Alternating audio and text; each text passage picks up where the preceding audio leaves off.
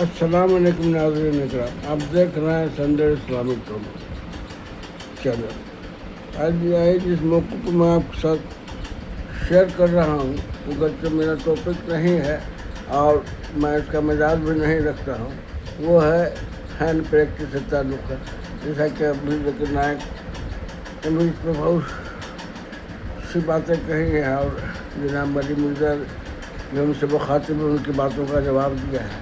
آئی جس میں اصل مدعا یہ ہے کہ انہوں نے ایک بات کہی ہے کہ چونکہ یہ ایک بڑے گناہوں سے روکتے ہیں اس لیے جائز ہے، گرچہ یہ غیر فطری عمل ہے۔ بہرحال ہم یہ بتا دیں کہ غیر فطری عمل اسلام میں کسی طرح سے بھی جائز نہیں ہے۔ تو یہ بات ہو گئی کہ پاکٹ ماری چونکہ چوری اور ڈکیتی سے روکتی ہے، اس طرح سے پاکٹ ماری بھی جائز ہو جائے گی چونکہ وہ بڑے گناہ سے روکتی ہے۔ ہینڈ پریکٹس چونکہ عیاشی اور زنا سے روکتی ہے تو یہ جائز ہو جائے، ایسی بات نہیں ہے۔ گناہ بہرحال گناہ ہے، ہاں وہ اس کی سزا کم و بیش جو ہو، گناہ بہرحال گناہ ہے۔ پاکٹ ماری چوری اور ڈکیتی سے روکتی ہے، اس لیے پاکٹ ماری حلال ہو جائے، یہ بالکل اسی طرح کی بات تھی۔ آئیے غیر فطری عمل راحت بخش ہے، وہ کچھ بات راحت بخش ہوتی ہے۔ کوئی لوگ داڑھی سے ہلاتے رہتے ہیں، ان کو اس میں راحت ملتا ہے، چین ملتا ہے۔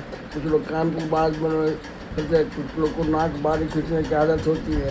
اسی طرح بہت ساری کچھ عادت ہوتی ہے جو لذت بخش ہو، لذت کوئی خاص نہیں ہوتی ہے لیکن ان کو لذت ملتی رہتی ہے، سمجھا نا؟ تو اس لیے بھی وہ اپنا ہاتھ چلاتے رہتے ہیں، پھیرتے رہتے ہیں۔ یہ کوئی بہت بڑا گناہ کا مسئلہ نہیں ہے، کوئی بڑا عذاب۔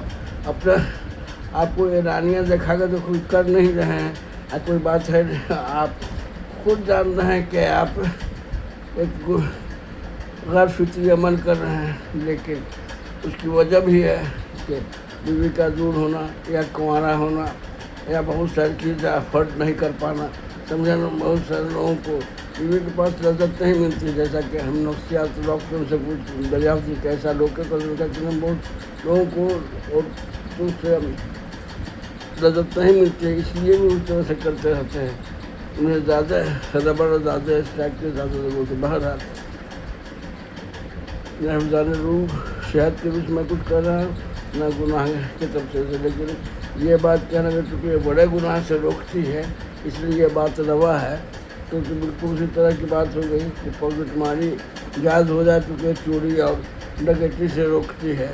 بہرحال اس مسئلے سے مطلب مسلمان کبھی بھی گمراہ نہ ہو، گناہ پھر بھی گناہ ہے، چھوٹا گناہ ہو بڑا گناہ ہو، سزا اس کی جو بھی ہو، سمجھا نا؟ لیکن ہاں بدن کا سہلانا جو یہ اسکن ہے، اسکن ایک لذت بخش ہے، اسکن کو جلا کر کے اللہ تعالیٰ نے کہا ہے کہ میں تمہیں عذاب میں ڈالوں گا جب اسکن ہر جگہ تو پھر عذاب۔ یہ بھی ایک اسکن ہے اور اسکن پر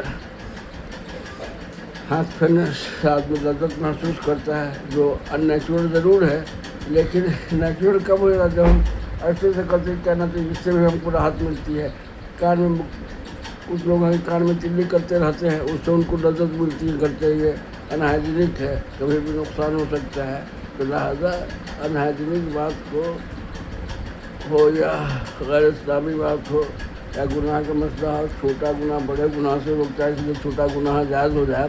پاکٹ ماری چوری ڈکیتی سے روکتی ہے، اس طرح سے پاکٹ ماری جائز ہو جائے، یہ اسی طرح کی بات ہے۔ گناہ بہرحال گناہ ہے جس کو حضور صلی اللہ علیہ وسلم منع فرما دیا ہے، نہ کسی صحابہ سے ثابت ہے کہ اس کو روا کیا جائے۔ بہرحال میں اس کا مزاج نہیں رکھتا ہوں، جو کچھ بھی غلطی بیزی ہو بات ہو، میں کسی خاص طرح سے مخاطب نہیں ہوں، نہ کسی سے کچھ لینا دینا ہے۔ بات کیا ہو، یہ بات خود سمجھنے کی چیز ہے، یہ غیر فطری عمل گناہ میں داخل ہے یا نہیں ہے۔ قدم تخیل نہیں ہو رہے، تخیل نہیں ہو رہے، تخیل کیسے نہیں ہو رہے، سمجھے بہن؟ تخیل ایسے میں کوئی چھن سے پھر آ جائے تو پھر کیا ہو؟ تخیل وہ پوری شاعری ہے، تخیل کی دنیا ہی ایک فرض بخش دنیا ہوتی ہے، تو تخیل سے پرہیز کہتے ہیں کہ پرہیز ہو ہی نہیں سکتا ہے۔ وہ ایک عالم حص ہے جو خود بخود بغیر بلایا جاتا ہے۔ تخیل کرنے کی کہیں کوئی ضرورت نہیں، آدمی ذہن میں یہ فتنہ اس کو پیدا ہوتا ہی رہتا ہے کہ میں کس کے ساتھ مشغول ہوں، کون میرے ساتھ مشغول ہے، کون میرے روبرو ہے۔ اسی پر شاعر نے بھی کہا ہے، وہ ہاتھ میں جنبش نہیں، آنکھوں میں تو دم ہے، رہنے دو بھی ساغر و مینا میرے آگے۔ بہرحال ویڈیو دیکھنے کا شکریہ، پسند آئے زیادہ سے زیادہ شیئر کریں، جزاک اللہ خیرہ۔